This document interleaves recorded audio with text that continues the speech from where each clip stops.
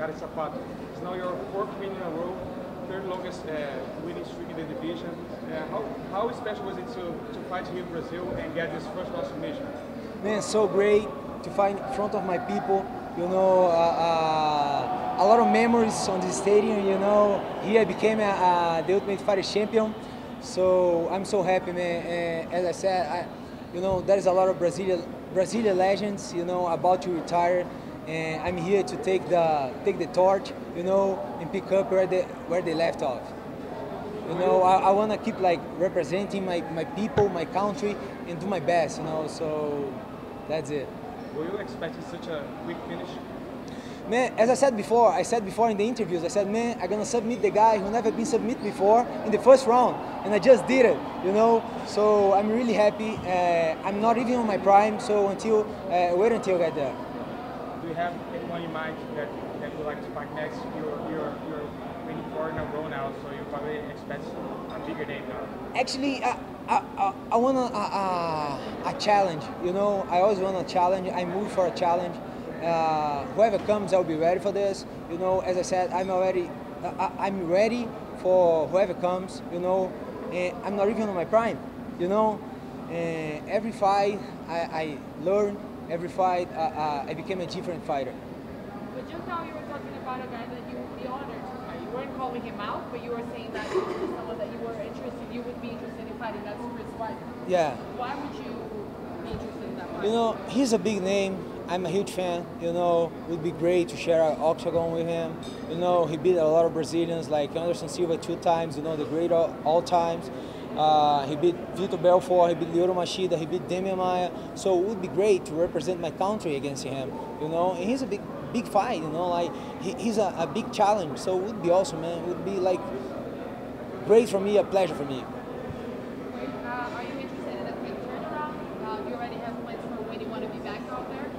You know, like I'm gonna be back to US in January, so I'll be training here for sure. But it's different, you know. When I do my camp, I like to be in US. I like to be with my people. I like to be with my team, you know. So I'll be back in US in January, and I don't know, probably April would be awesome for me. You know, I'd like to fight 3 times in a year, you know. So I hope that happens next year. Why are you going to stay here in Brazil? Why am I going to stay here? Yeah. Man, I'm going to get married now, you know, and I want to see my family. I want to see my grandpa, my grandma, you know. I didn't see him the last time, and I want to see my friends, my family, stay a little bit with them. It's going to be a Christmas, you know. It's pretty close, so I want to be in Christmas with my family, you know, because last year I was in Vegas getting ready for the fight. When is the wedding? When is the wedding? When's the wedding? Probably November. Yeah, we're getting ready. It was like so fast, you know. Everything happened so fast, you know. Because I want to be with her, you know. I want her to come stay with me. So we still planning the things, you know, and everything's just happened, like, you know. So we're going to wait for our invitations for the wedding. For sure.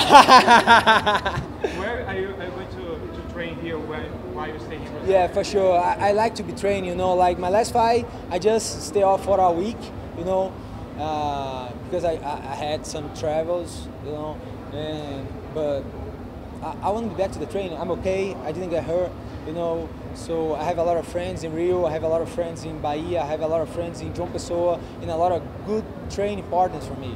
So I'm gonna be here for a while, you know, training with them, you know, having fun, staying with my family, with my girlfriend, you know, future wife, you know, and enjoying. You know, I think I deserve it. After the wedding, are you gonna take a break from training, vacations? No, that's it. You know, I'm gonna be here training and enjoying life. I think both are important. I hope your wife doesn't mind you're gonna be training after the wedding. No, she loved it. You know, she loved to keep me.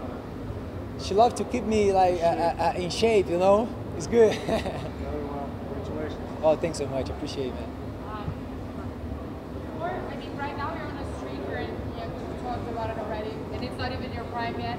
But you had a bit of a rough start, right, in the UFC. It took you a while for it to just really start getting those wins together.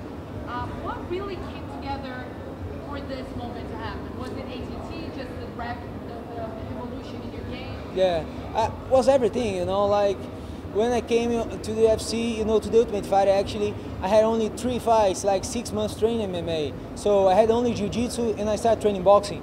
So I was improving and I'm still improving my game. I'm still improving as a fighter, you know. On that time, I had only 3 fights, I was so immature, you know. I know jiu-jitsu, but I didn't know how to mix, you know, the things like jiu-jitsu, wrestling, boxing, striking, kicks and everything. So the first loss teach me a lot, you know. I dropped down the weight. Now I'm 185. This is my weight for sure, you know. I used to lose only like 5 pounds, you know. Like I had no advantage, you know. Like I should go to 185, and now I am. And the other one, I learned how to do my diet, how to recover my weight, you know, how to train, how to mix, you know, like because MMA is a mixed martial art. So now I know how to mix jiu-jitsu with wrestling, with my striking, you know, with everything. So I think I'm developing my game, you know. And as I said, I'm not even in my prime, so I'll get there.